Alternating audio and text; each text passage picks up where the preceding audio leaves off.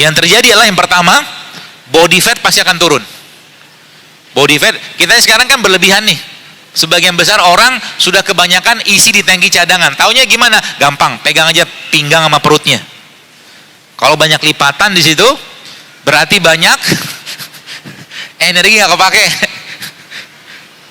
Ya, kalau banyak lipatan di situ, ya, body fat pasti akan turun. Yang kedua apa? Oksidasi stres akan turun juga.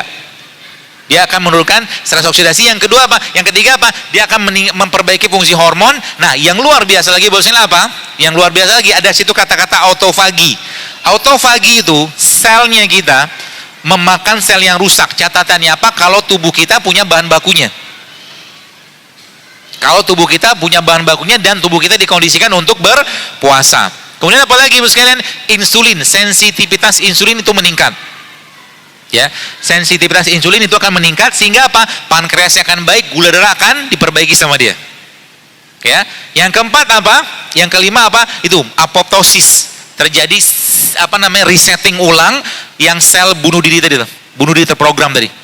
Itu hanya bisa didapatkan kalau orang itu melaparkan diri. Itu sebabnya baginda Nabi SAW tidak pernah menganjurkan kita untuk makan sampai kenyang. Karena makan sampai kenyang efeknya apa? Makan sampai kenyang itu bukan efeknya menyebabkan lemah iman. Jadi salah satu yang menyebabkan lemahnya iman seseorang itu adalah makan berlebihan. Ya. Jadi jangan makan mulai sekarang, jangan makan untuk selera, jangan makan untuk rasa, tapi makan untuk kebutuhan. Itu sebabnya dalam Islam dibagi tiga tuh, sepertiga makanan, sepertiga minum, sepertiga udara. Nah sekarang kita akan bahas bagaimana pola-polanya, ya, supaya Bapak Ibu bisa memperbaiki ini semua. Ya, mudah-mudahan, ya.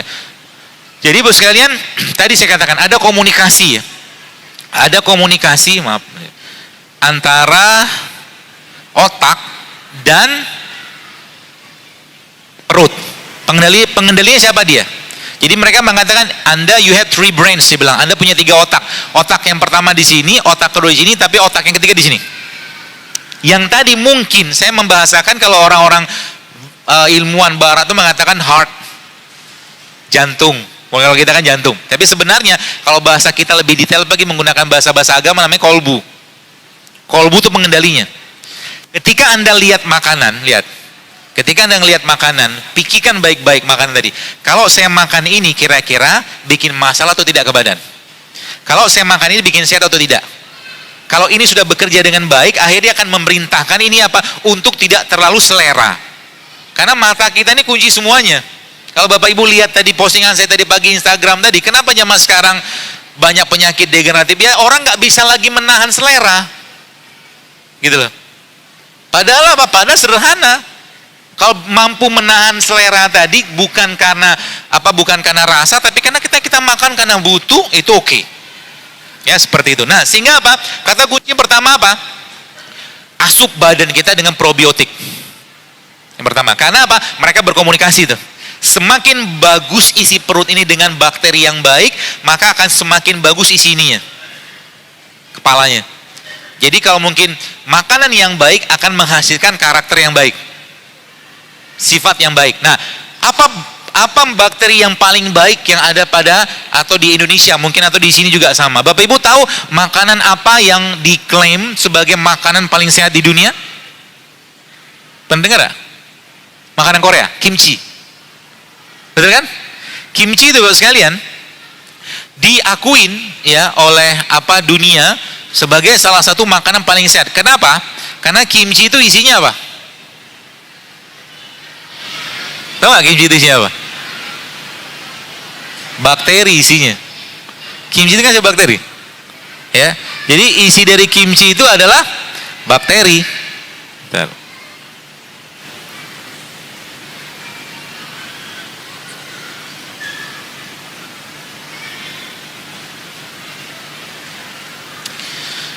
Nah, kita nggak makan itu, tapi kita makan yang lain di Indonesia, atau mungkin di sini juga bisa. Itu sebabnya Nabi SAW pernah jelaskan sebuah hadis, kata Nabi apa? Sebaik-baik lauk adalah, ada pendengar nggak sih? Cuka. Cuka itu isinya apa? Bakteri. Kalau nggak punya itu, maka kita punya bakteri yang terbaik namanya tempe.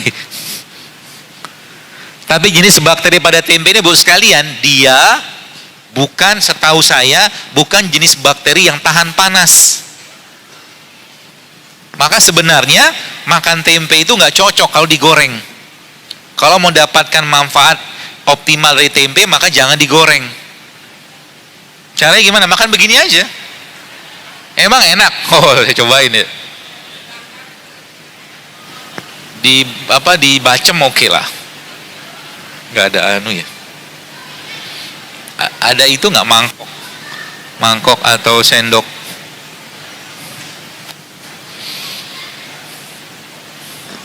Gelas boleh deh. Nih saya ajarin caranya makan tempe.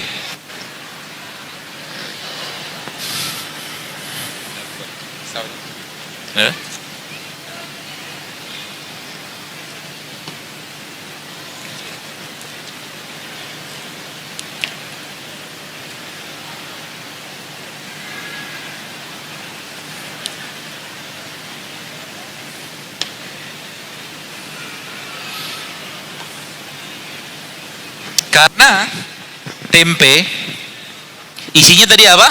Bakteri. Oh ya boleh.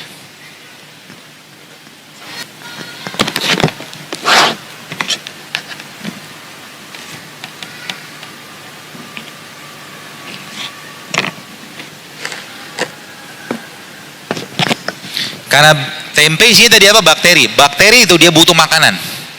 Makanan bakteri apa? Namanya prebiotik. Makanan bakteri namanya prebiotik. Prebiotik kita dapatkan dari mana? Salah satu sumber prebiotik paling baik ya madu. Jadi makan tempe itu ya pakai madu kayak begini. Mau mulai nyobain? Wois, mantap Bu, Pak.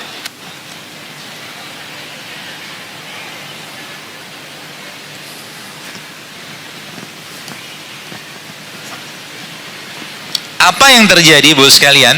Kalau seandainya kita makan tempe seperti ini dikasih madu, Anda akan terasup dengan probiotik yang pertama. Yang kedua terasup dengan prebiotik. Apa yang tadi berikutnya? Tubuh akan, jadi mood kita akan benar. Salah satunya. Yang kedua apa? 70% imunitas kita. Kau boleh sekarang lagi musim-musim corona kayak begini. Banyaknya dia probiotik dan prebiotiknya. Karena virus juga nggak ada obatnya. 70%, 80% imunitas kita itu letaknya di pencernaan. Artinya apa? Ini bisa jadi solusinya untuk menguatkan imunitas. Dengan cara apa? Makan makanan yang tinggi prebiotik atau probiotiknya. Kan gitu.